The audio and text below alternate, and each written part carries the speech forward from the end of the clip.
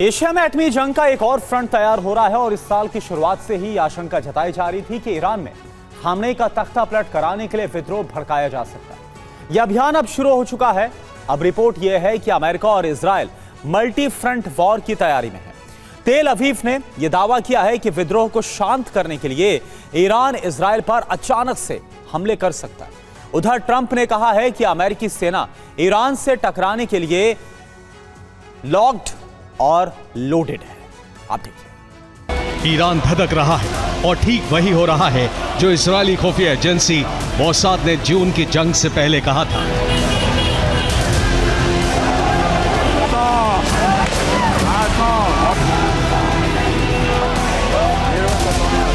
Khamenei के खिलाफ नारे लगाए जा रहे हैं।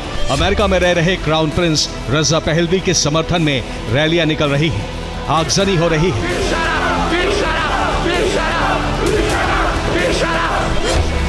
ईरान की जनता कह रही है कि मुल्लाओं को जाना होगा।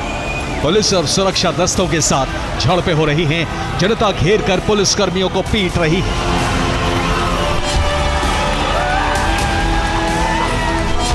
प्रदर्शनकारी बासिज और IRGC के बेस पर हमले कर रहे हैं। पेट्रोल बम फेंककर सुरक्षा बलों के बेस में आग लगाई जा रही है। सबसे ज्यादा हिंसा लोरिस्तान प्रांत के अजनाज शहर में देखी गई। 27 दिसंबर से पूरे ईरान में खमेनी की मौत के नारे गूंज रहे हैं। ईरान में प्रदर्शनों का दौर तेहरान से शुरू हुआ और बड़े इलाके में फैल गया।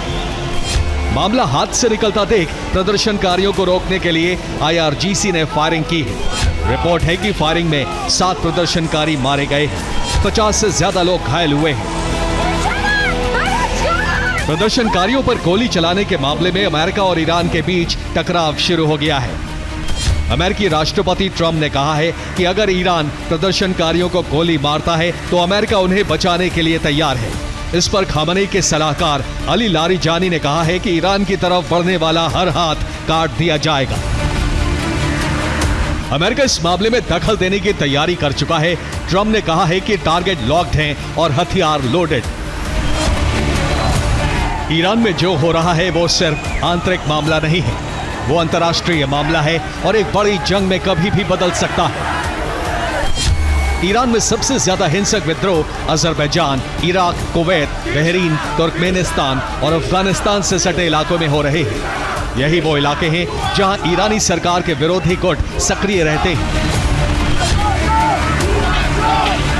आशंका यह है कि ईरान में भड़का विद्रोह एक बड़ी जंग से पहले की तैयारी है, जिससे मुद्दा बनाकर इजराइल हमले कर सकता है।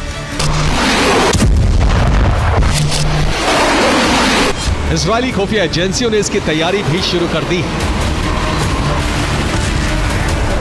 इजरायली खुफिया एजेंसी मोसाद ने आशंका जताई है कि ईरान अंदरूनी संकट को दबाने के लिए इजराइल पर मिसाइल हमले शुरू कर सकता है।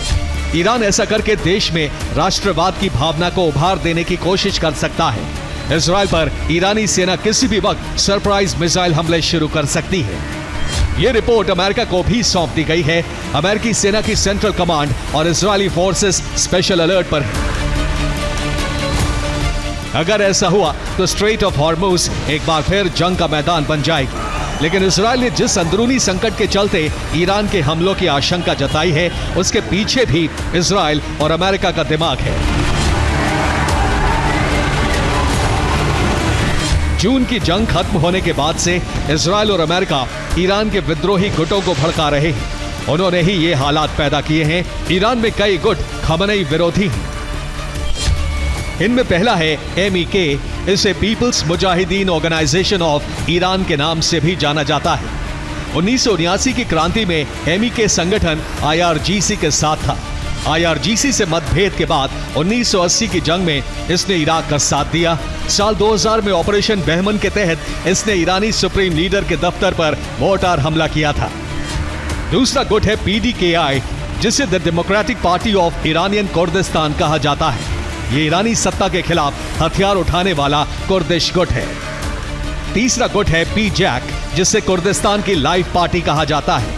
कुर्दिस्तान और करमेन शाह में यह गुट सरकारी संस्थानों पर हमले करता रहता है। चौथा गुट है जैश अल अदल। ये बलोच गुट 2012 में शुरू हुआ था। बलोच विद्रोहियों का सबसे बड़ा गुट फिलहाल यही है। इस गुट का मुखिया अब्दुल मलिक मुल्ला जादे है। पांचवा गुट है एवाजी अरब ग्रुप। ये गुट खुजिस्तान प्रांत को ईरान से आजाद कराना चाहता है। छठवां गुट है ASMLA। ये ईरान में अरबिस्तान की स्थापना के लिए हथियार उठाने वाला गुट है। ये सभी गुट ईरान के सीमाई इलाकों में प्रभाव रखते हैं और यही विद्रोह भड़का है। अब इस विद्रोह के चलते अरब में एटमी जंग का खतरा मंडराने की आशंका है। Bureau report, TV9, Bharat.